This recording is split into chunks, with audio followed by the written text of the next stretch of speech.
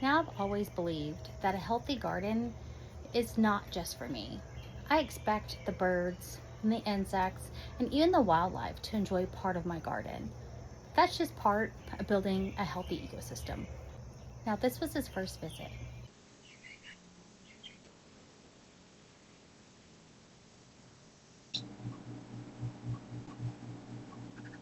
So I came out to see just what damage, if any, that the groundhog did, because he was in this bed.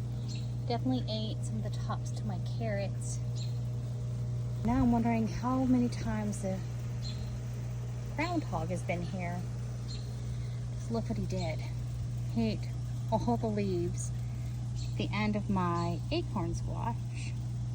I definitely ate a lot off of my zucchinis.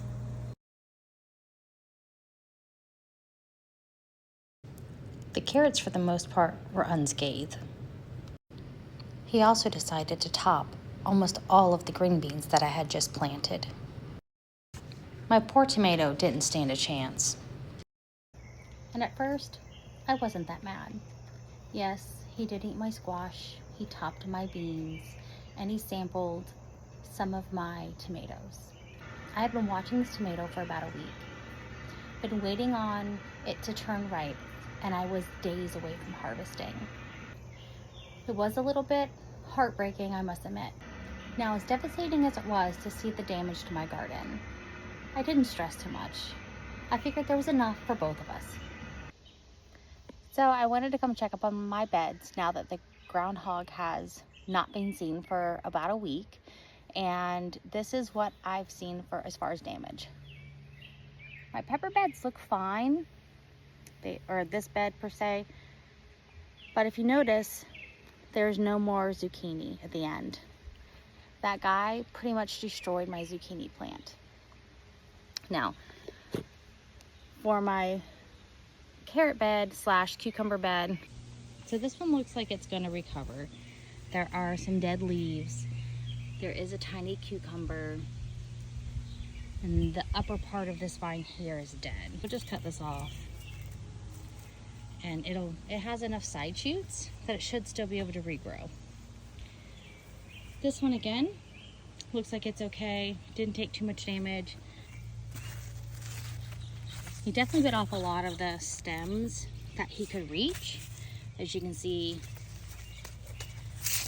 right there, there's some empty stems there, some here, and then I had a trindle that was trailing that way that he completely ate. But just minor damage on this one. There is a cucumber there, so I think this one is going to be okay. We're just going to be delayed and maybe not have as much of a harvest when it comes to cucumbers this year. And then there's this one. This one I think I'm just gonna rip out. Like it was been struggling anyway, and the groundhog just did it in. She's waiting to play. This plant's recovered pretty well. As you can tell, I mean, this is where he ate a lot of the stems, but the fruit are fine. He did not mess with those. We have lots of them. If you come in and look, they're kind of everywhere, which is great. Most of the beans have recovered. There are a few, like that one, that I'm not sure if it's gonna make it, and then there's a few back there still that have a couple of leaves, but they haven't really grown. So those are to be determined. So if they don't make it, that's fine. I think the biggest damage that he did was my zucchinis. He spent a good 45 minutes in each bed that had zucchinis, and I had to rip them out. So with this empty space, I think I'm going to go ahead and just grab a couple of extra peppers from the nursery if they have them when I go up to grab another cucumber, and we'll just hope for the best. Maybe we'll get some zucchini, maybe we won't, but we should be fine.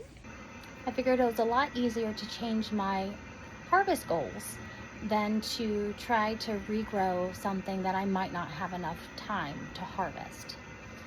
And once I saw the damage that he did to my beans, I decided to give them a little bit of time to recover because a lot of them still had the growing points.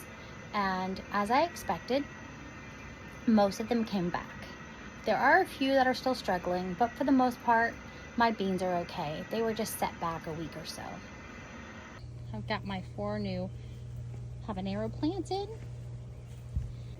So I still have to plant these few peppers here. And I did pick up a couple flowers because, you know, why not? And then a couple of herbs. I'm about to lose light. After assessing all the damage that he's done to our garden, I realized there was no saving the squash. And I decided to adapt. So I pulled the squash plants. I replaced them with my favorite plant, which is the pepper. But then he came back. And this time, things were different.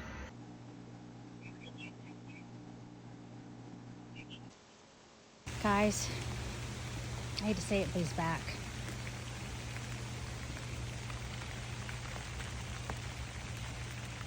This is what a groundhog will do to your precious Brandywine tomato. This would have been my first Brandywine of the season that has ripened. And then, as you can tell, he ate this one in its entirety. Didn't leave anything. So he ate those. But he left those alone. Apparently he doesn't like Rutgers tomatoes. And he didn't touch the cherries. He must be a very picky eater. Looks like he topped a couple extra beans and had one more tomato snack.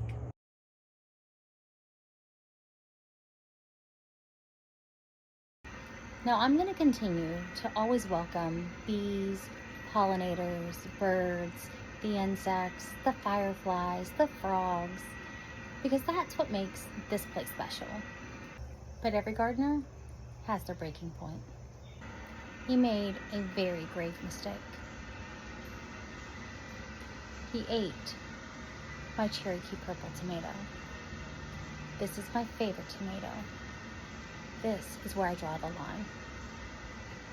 Through my home security cameras, I couldn't tell where the groundhog was coming from. He did run past this tree towards the fence, but I don't see an entry point. This part of my fence is damaged. As you can see, there's kind of a large hole, and that is because right over here, right where Mabel's standing, we had a tree that was fallen when we moved in, and we had to move our fence around the tree because we didn't have permission from the landlord to use the chainsaw and clean it all up. So I guess a deer had gotten stuck in it the first night we had it out and had to shoot its way through the fence. Now we've since cleaned up this little area and regained this part of our yard. Back to the hole. Just to ensure there's no way for the groundhog to enter in the gate once I electrify it, I'm gonna just take some basic twine.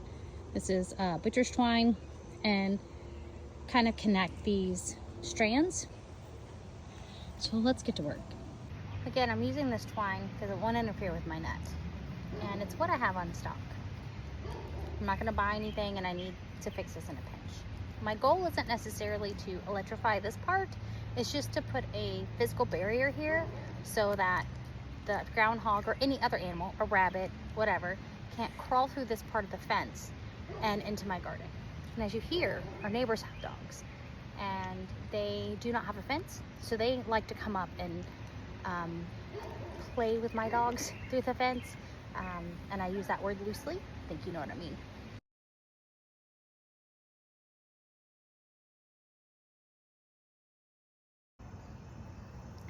Not a bad job. Definitely not going to get a job as a net mender, but I think it's okay. Honestly, it kind of blends in. I did cut, I don't know if you can see it, but I did cut the string, like right here. I cut the string ends a little bit so they're not super long. Next, the last thing I need is for my cats to come out here and make a new hole in my fence. As you saw, Nacho was super excited to play with the net. There he is, watching my garden. He is such a good boy. If you don't have garden cats, I suggest you get a couple.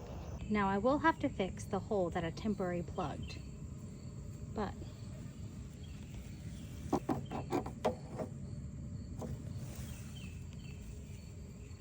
the groundhog has left me no choice.